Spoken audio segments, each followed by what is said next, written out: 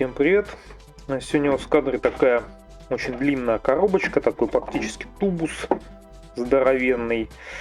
Модель звезды, артикул 9007, К-141 Курск, российский атомный подводный ракетный крейсер. Огромная коробка, собственно, вот отмеры модели 350, и несмотря на то, что масштаб очень, казалось бы, мелкий, но по факту размер готовой модели 44 сантиметра, то есть почти полметра. Но в целом, в принципе, понятно, так как уже на боксарте мы видим масштабы, собственно, исходника для модели, то есть в сравнении с членами экипажа, собственно, и размер самого корабля. Понятно, почему, откуда такой полуметровый размер модели, собственно, берется. Также, что, значит, хочется сразу сказать. Понятное дело, прототип ясен, понятен. Звезда выпускает, собственно, две модели лодок этого проекта Антей. Это Орел и Курск. Ну, соответственно, они больше, в принципе, очень похожи внешне, наверное, больше названием отличаются. Ну и, соответственно, вот К-141 Курск, печально известная лодка. Что можно сказать вообще о вводной, да? Проект Антей, советский, это еще, по-моему, из конца 60-х годов. Лодки данного проекта, атомные подводные крейсеры, атомоходы, они разрабатывались с одной специальной целью, собственно, составлять противовес американским авианосным ударным группировкам.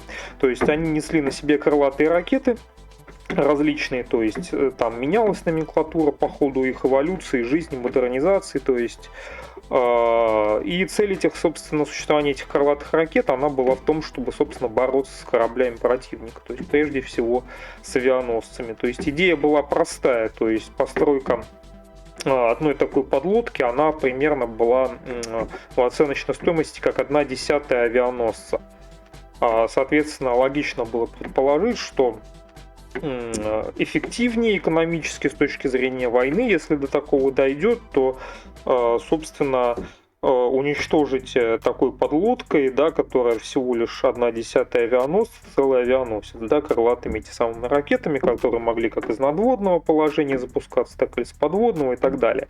В общем, то есть смысл существования этих подлодок был не в запуске баллистических ракет, да, то есть как те подлодки проекта других проектов, которые составляли ядерную триаду Советского Союза, России, составляют запуск баллистических ядерных ракет, чтобы, соответственно, ну, понятно, собственно, какие цели выполнять, а именно это такие ударные подлодки, боевые, то есть которые непосредственно должны бороться с флотом противника и непосредственно с авианосцами.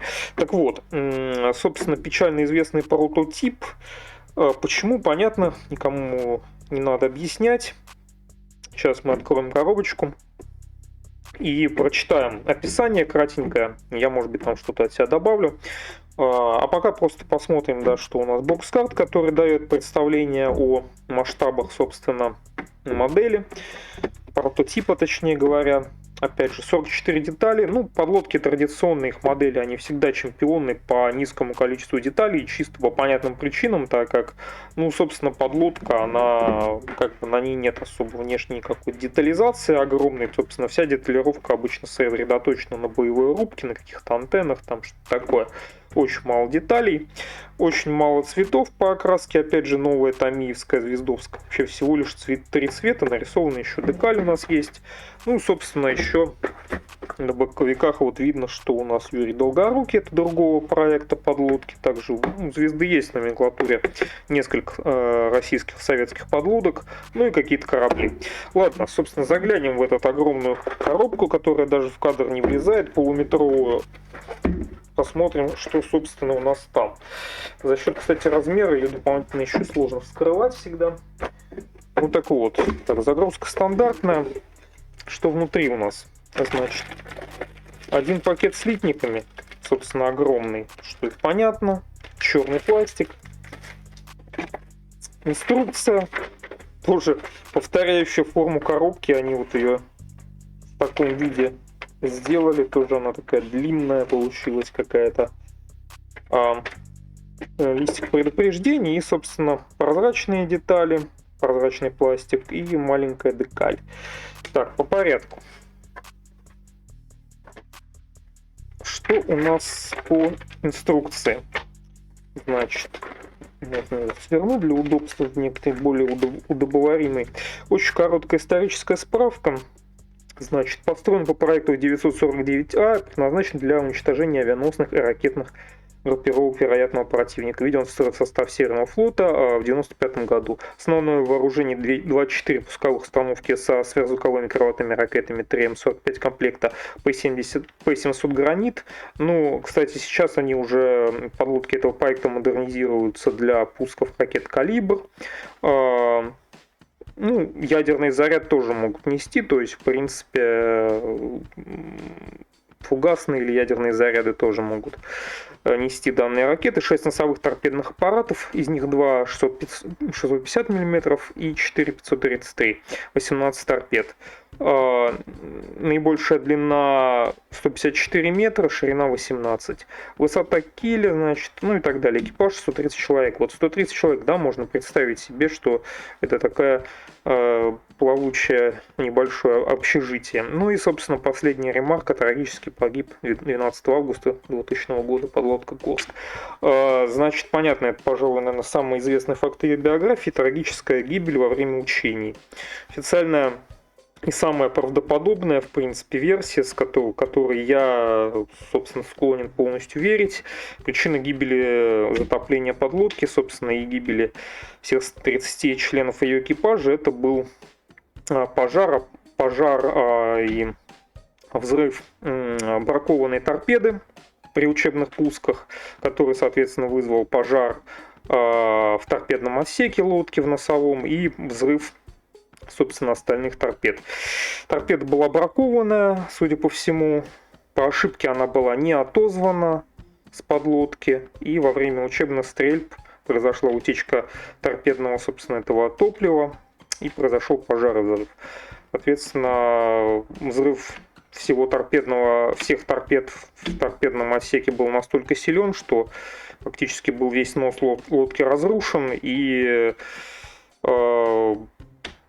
спастись, собственно, членов экипажа практически шансов не было, так как повреждения эти были, в общем-то, несовместимы с тем, чтобы лодка как-то сохранила плавучесть или выжила. Она, собственно, быстро легла на дно, и в течение нескольких часов все члены экипажа погибли. Вот. Потом была, конечно, громкая история с ее подъемом и всеми сопутствующими, но, в принципе, в это погружаться смысла нет, я думаю. В нашей стране все прекрасно знают, как это происходило. Что в инструкции, кроме этого, да, на нескольких аж целых языках, тут прям много языков у нас даже, справка коротенькая, поэтому рассчитывались на языки. Руководство по сборке у нас только на русском. Ну и очень коротенькие, буквально 7 коротеньких шагов. Так, сейчас вертолет у нас улетит. Вот. Собственно, первый шаг, 2 больших половины корпуса огроменные у нас стыкуются. Вот видно, что подлодке, в принципе, дан отдельно детализирован отсек, собственно, с крылатыми ракетами.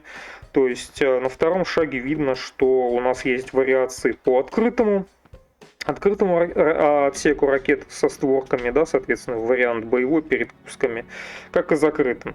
Ну, насчет, не знаю, делать ли открытый, я не очень уверен, что детализация достаточно. Она, в принципе, довольно условно выглядит.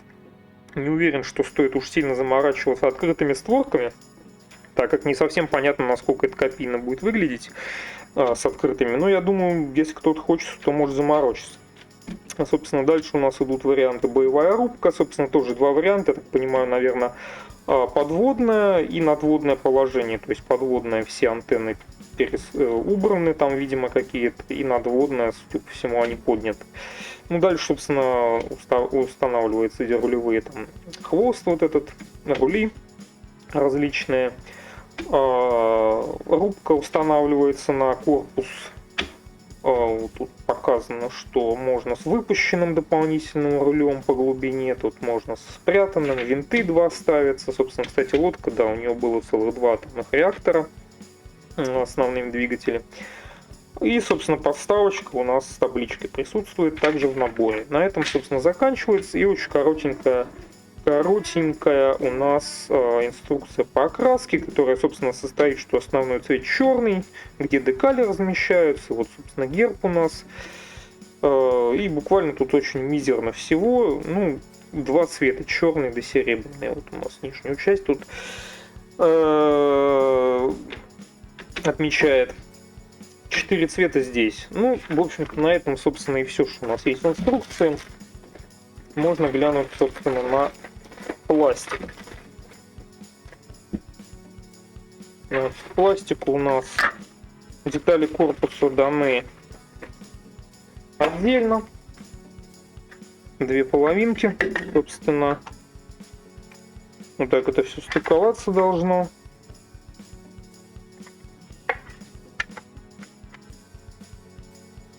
Ну, как-то так, да. Вроде оно как-то даже типа должно стыковаться в итоге. Ну, конечно, да. Единственное, пожалуй, что сложно будет в сборке, это как-то, может быть,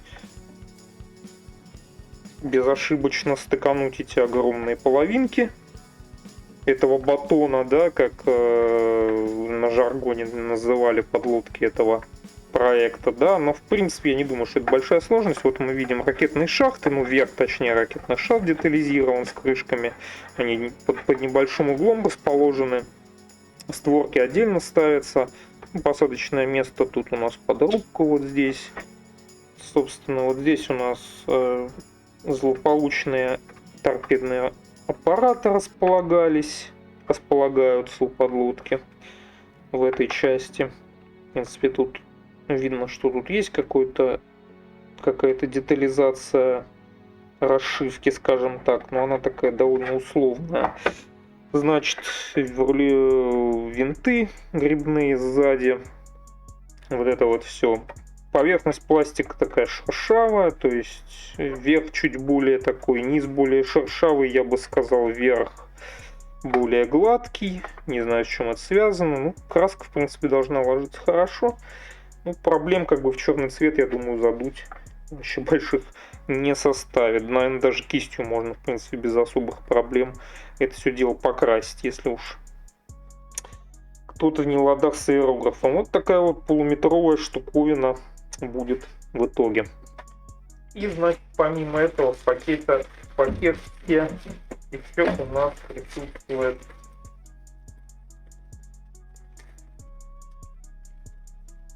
даже не один, а целых два литника с деталями.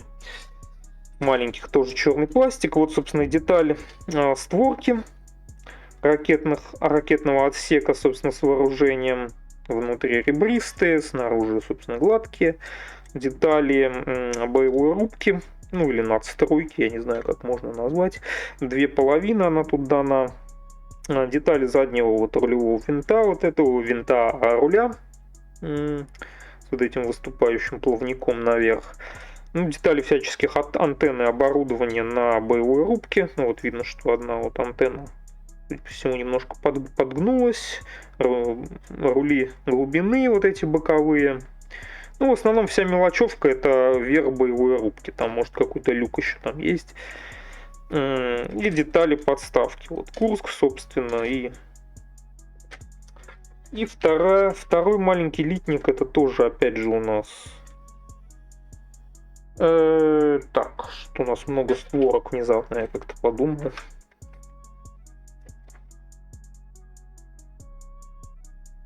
Все ли они используются? Кстати говоря, в инструкции, да, раскладки литников нет. Ну да, собственно, да, с каждой стороны, да, собственно, две половины, две створки, соответственно, их 4, то есть по две створки на каждую сторону лодки на верх боевой рубки. Значит, ну, опять же, дополнительно рули, дополнительное оборудование на боевой рубке на крыше, ее всяческие антенны, перископы и так далее. Части рулей, опять же, здесь тоже грибные винты, вот эти два. Ну, вот это, что детали не помню тоже, что там такое. Ну, что по качеству литья можно сказать. Не совсем помню, что это за детали, вот эти две, но на них, кстати, достаточно ощутимо видны утяжены. Но это, насколько я помню, детали подставки вот эти. Так что, в принципе, это не особо важно. Это просто не относится к самой модели. На, собственно, деталях самой лодки, ну, в принципе, облоя нет особого, утяжен. Я тоже особо так прям явно бросающихся в глаза не вижу. На первом литнике, в принципе, все то, что относится к лодке, отлито тоже достаточно хорошо. И вот, собственно, это все, что к пластику у нас относится по данной модели. Ну, за исключением прозрачного, собственно, пластика, который у нас находится в одном пакетике вместе с декалью. Прозрачный пластик у нас это буквально две детальки. Это часть остекления иллюминаторов, скажем так, боевой рубки. То есть вот этой вот части. Вот здесь. То есть в одну такую большую деталь сделана. И еще какая-то маленькая деталька. Я даже не совсем понимаю, откуда она. Тут из боевой рубки, что ли. Козырек. Вот этот козырек поста наблюдения, наверное, или как он там называется. Ну, наверху, короче говоря, видимо, брызгозащитный. Что-то такое. И маленькая, собственно, у нас декаль присутствует, на которой герб России, герб Курска. Вот он. Декаль наверх люка, порта, я уже точно не помню, шлюзового какого-то отсека, что-то такое, спасательное, по-моему. Ну и мелочевка тут для окантовки различных элементов, тут иллюминаторов боевой рубки, еще там каких-то, ну, очень мало, то есть белым цветом тут сделано. Ну, как бы видно, что в принципе вот герб России сделан очень хорошо, красиво, на гербе Курска, ну, в принципе, это все довольно мелко будет, поэтому не то чтобы как бы, ну, вроде бы не видно каких-то особых проблем по печати, в целом вроде все адекватно. Вот. И, собственно, так как это все, то по этой модельке, выдающейся своим размером, но также выдающимся своим маленьким количеством деталей, на этом можно и закончить. Вот такая вот модель печально известного атомохода К-141 Курск.